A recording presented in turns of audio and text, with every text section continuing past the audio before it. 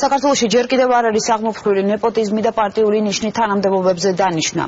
ეს არის ფრაგმენტი იმ გადაწყვეტილებიდან, რომელიც უზენაესმა სასამართლომ ნინო მაისურაძის საქმეზე მიიღო. ქარელის რაიონის მუნიციპალიტეტის ყოფილ თანამშრომელთან დაკავშირებით უზენაესმა სასამართლომ ორი ინსტანციის გადაწყვეტილება გააუქმა და მუნიციპალიტეტს მაისურაძის საქმის განმეორებითი განხილვა დაავალა.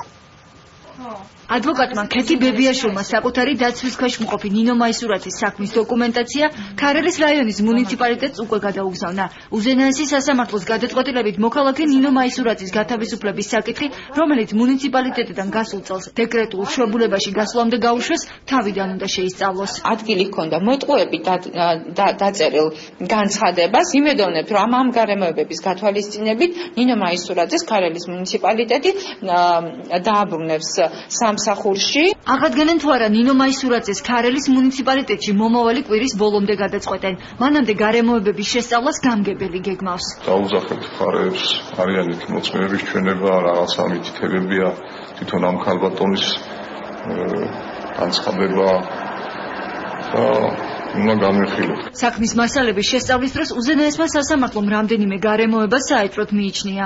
საჯარო სამსახურის ფუნქციონირების პრაქტიკის შესწავლა ცხადყოფს, რომ საქართველოში ჯერ კიდევ არ არის დაძლეული ნეპოტიზმი, თანამდებობათა ვიწრო პარტიული და კორუფციული მიზნებისთვის გამოყენება. საჯარო სამსახურის დაწესებულების ხელმძღვანელს და საჯარო მოხელეს შორის ურთიერთობა რასაკვირველია სუბორდინაციულ ხასიათს ატარებს.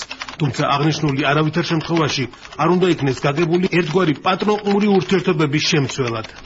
ახალგაზრდა იურისტთა ასოციაცია, რომელიც მაისურაძის საქმის წარმოებაში იყო ჩართული, უზენაესი სასამართლოს გადაწყვეტილების სრული ვერსიის გადაგზავნას საჯარო სამსახურებში გეგმავს. ამით უზენაესმა სასამართლომ უთხრა ყველა ადმინისტრაციულ ორგანოს, თვითმმართველობებსაც და სხვა დონეზეც, რომ თქვენ თითოეული მოქმედება უნდა განახორციელოთ ადმინისტრაციული კანონმდებლობის პრინციპების განუხრელი დაცვით. უზენაესი სასამართლოს გადაწყვეტილების გაცნობას თბილისის მერიც გეგმავს.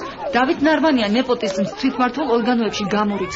პარტიული ნიშნით ადამიანების გათავისუფლებას არ ადასტურებენ არც მმართველ გუნდში.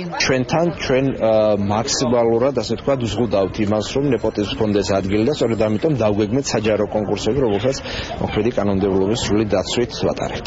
ესეთი ფაქტები კვლავ არსებობს, საზოგადოება აქტიურად უნდა იბრძვის საფრთხების წინააღმდეგ. თავად ნინო მაისურაძე უზენაესი სასამართლოს გადაწყვეტილებაზე დღეს არ საუბრობს. უზენაესამდე მაისურაძის სარჩელი პირველი ორი ინსტანციის სასამართლომ არ დააკმაყოფილა.